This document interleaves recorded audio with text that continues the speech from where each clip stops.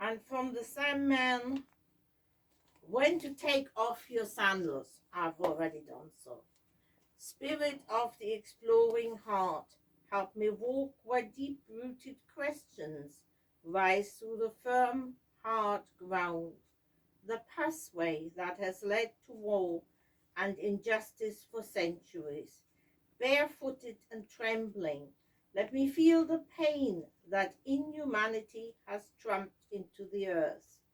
Let me face the unknown, assured that all my questions are natural and blameless.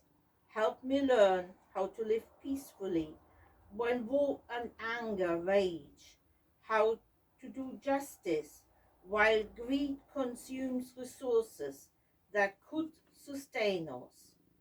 Bruised and battered, let my feet feel holiness rise through the ground of my being.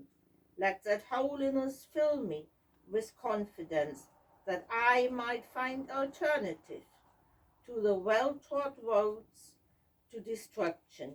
Grant me the wisdom to do as Moses did on that sacred mountain when he was told, take off your sandals, for the place where you are standing is holy ground. And you can see a metaphor in almost anything, even in a humble little rabbit. It was a constant puzzle to Gary how next door's pet rabbit kept finding new ways into his garden. As he surveyed the remnants of its latest dessert course, a couple of strawberry plants, he sighed and smiled. Gardening is like that, he said. It's a long series of defeats set against an eventual glorious victory. I knew he meant battles with slugs, inclement weather, and all the rest, but I couldn't help thinking Gary had just summed up his life, and mine and yours. Have you ever felt your life lacks opportunities? It is true that not every door can be opened for us, but if anyone is tempted to feel sorry for themselves, it is worth thinking about this quotation from Brother David Steindl Vass. Quote, we have thousands of opportunities every day to be grateful for having good weather, to be able to sit in such a beautiful room or such comfortable furniture, to have slept well last night, to be able to get up, to be healthy, to have enough to eat. There is opportunity upon opportunity to be grateful. That is what life is.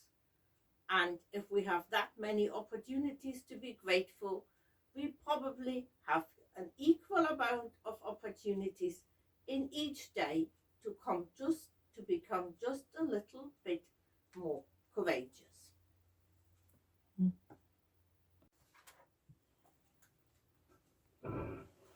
The next thing is a text from Stephen Chick, Be the Change. It's entitled Loving in Fear. Spirit of life, God of love, grant me the courage to love boldly in the face of my greatest fears. Grow me in your wisdom and let my actions speak when silence threatens justice and indifference disturbs peace. When gossip, hate, and cruelty arise among friends or in public places, help me bravely walk forward with love. When I defensively assert certainty in the presence of the unknown, grant me the courage to live comfortably in the unanswerable questions of life. Bless me with the eternal gift of not knowing, and let it take root in me until it pushes forth shoots of understanding and branches of humility. And from the same man, when to take off your sandals, I've already done so. Spirit of the exploring heart, help me walk where deep-rooted questions rise through the firm, hard ground, the pathway that has led to war and injustice for centuries.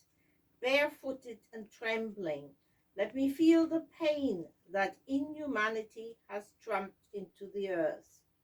Let me face the unknown, assured that all my questions are natural and blameless.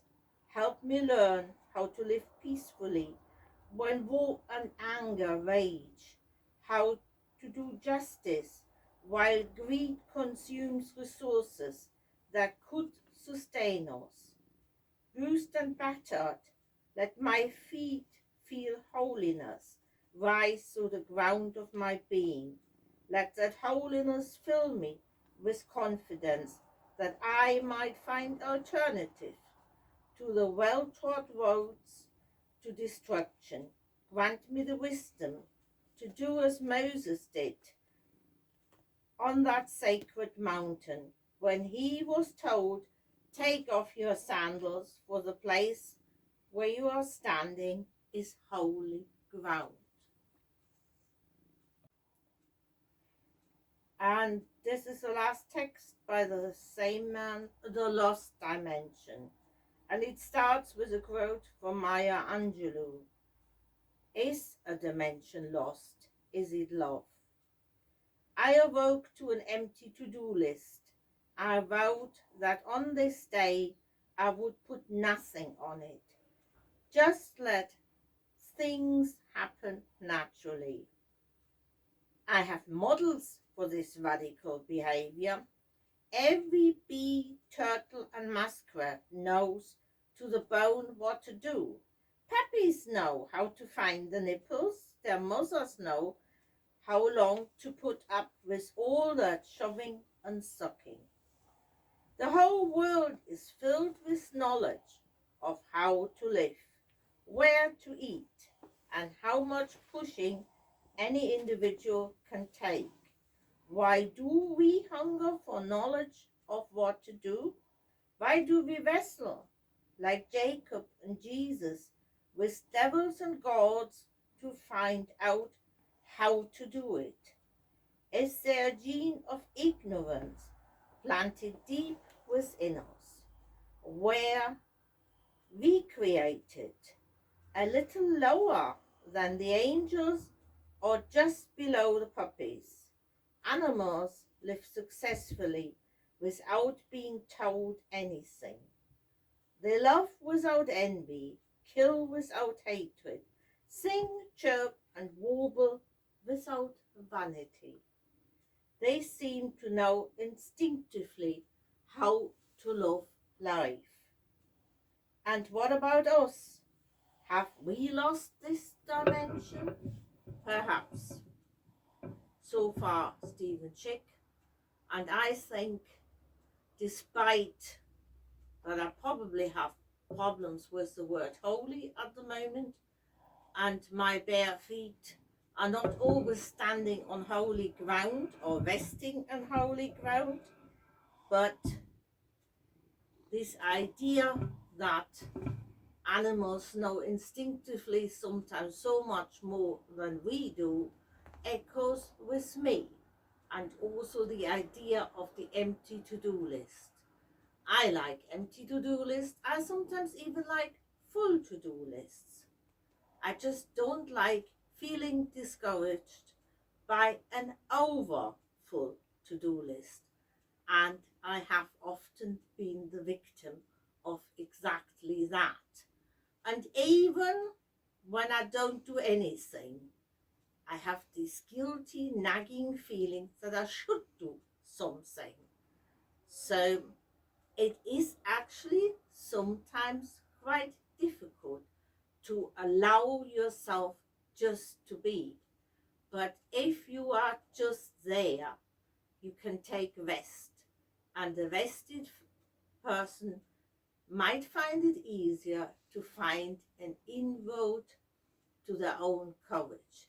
So since we are moving into holiday season, whatever holiday you can take, staycation, or a small trip away from home, or just anything. Take a holiday from yourself occasionally, from your own habits and patterns, and also from the labels which life has attached to you. Be your own kind of beautiful, be your own kind of courageous. You're worth it. And I wish you a lot of life's enjoyment.